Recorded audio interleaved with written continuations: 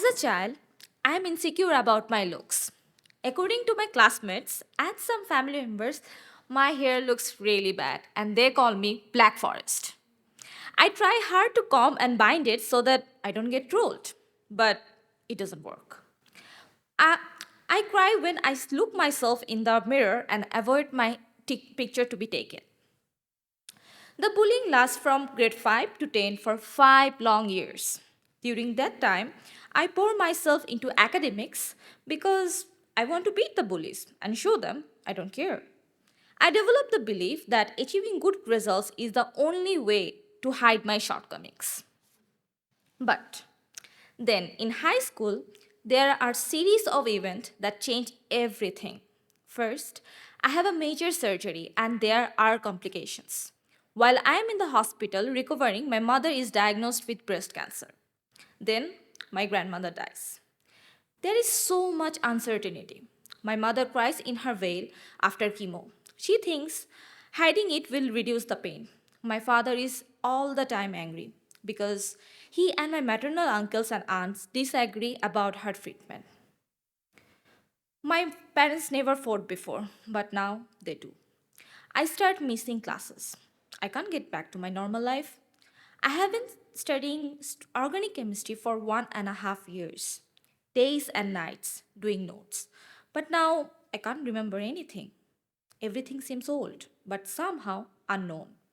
I fear my books. When I look at them, I have panic attacks. How can you study if you fear your books? What will happen to me? What will happen if I fail? Bangladesh is a country of 16 million people and we have tough exams. During this time, I am supposed to be preparing for a life deciding board exam that will determine my future. But the pressure is too much and I can't do it. I want to withdraw and sit for exams but next year, but my parents insist I keep going. They say it's a luxury to feel depressed, that I have everything, all they want me for to study. They're not willing for someone in the family to experience mental health crisis. I love my father more than anyone, and he says I'm just being lazy, that my pain is the excuse to getting out of study. I feel betrayed by my father. And then, one hot summer morning, I'm lying in a bed, thinking about everything that could go wrong. What if I don't get into college? How will I show face to the people who bullied me? The uncertainty is crushing. I feel pressure building in my left eye that turns to pain in my left cheek. I'm shivering. I'm nauseous and I want to throw up, but I can't. I can't stop warning and I'm really sleepy, but I can't. Because my parents insist I get up and study. My aunt is shouting, "Don't be dramatic, just get up, you're hurting your parents." My mother is cries and says, "How can a mentally ill person can be my daughter?" Today, they are taking me to a psychologist. I don't want to go. But they say if I don't get treatment, people will know that they have a mad girl in the home. They're respectable people. And my exam's in 20 days, and they need to fix me before that. I feel like something is stuck in my throat. My tongue is dry, although I drink water. I still feel thirsty. I just want to sleep. I wash my face. Maybe they are right. Maybe the psychologist will help to make this pain go away and I can study again. At the hospital, my head is spinning. So much noise. The doctor is asking me about my test scores. He tells me his. Mine were higher actually. I focus on the expensive pen on his table rather than hearing his words. Suddenly, my mother is screaming, "Answer the doctor!" He diagnoses me with escape syndrome. He says he sees students like me every day and he makes study routines for them to get better. He tells my mother she can pay to send me his special rehab for students who don't study. He will prescribe a routine for me to follow.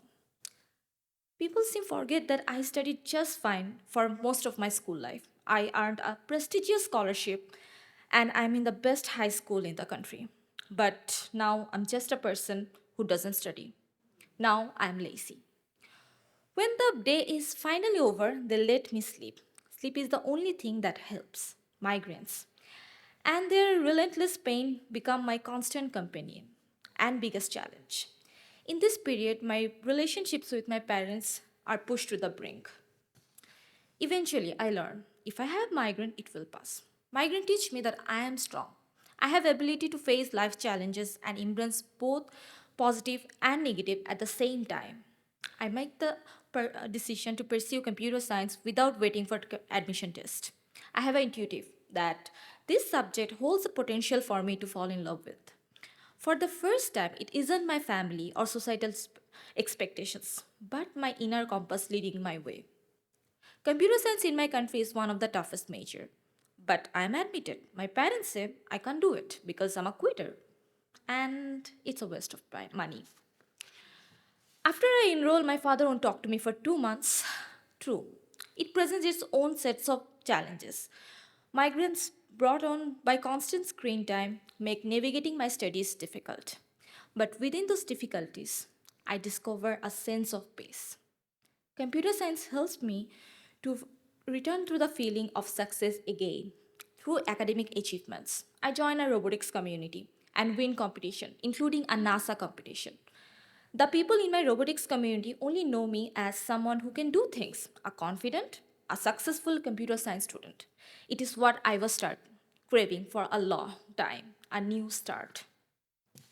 Studying and honing my skills are no longer a means to hide my perceived shortcomings, but rather the source of motivation to live the life fullest. It's not about achieving perfections or using my studies as crutch, but rather finding motivation within myself. Today, I'm here at BART on an exchange semester studying computer science on a full ride scholarship. My parents are so proud that they forgot how bad it was, but I haven't. Ironically, my last migraine came when I was trying to write this monologue. Writing my story. Writing my story means going through the difficult moments of my life. My head is heavy with all the stories. So I go slow. I remember what I have learned. I sleep for 1 or 2 hours, then get up and write. When the stories move out of my head onto the page, I feel relief. All my life, I have felt like a secondary character, and I have never shared my story with anyone. Through this workshop, I have started to see myself as main character of my life. It's me, Showrin Rahman, a 22 years old college student, standing in front of you on this stage. Everything I have, I did it. I can do anything and everything. No one is going to tell me I can't.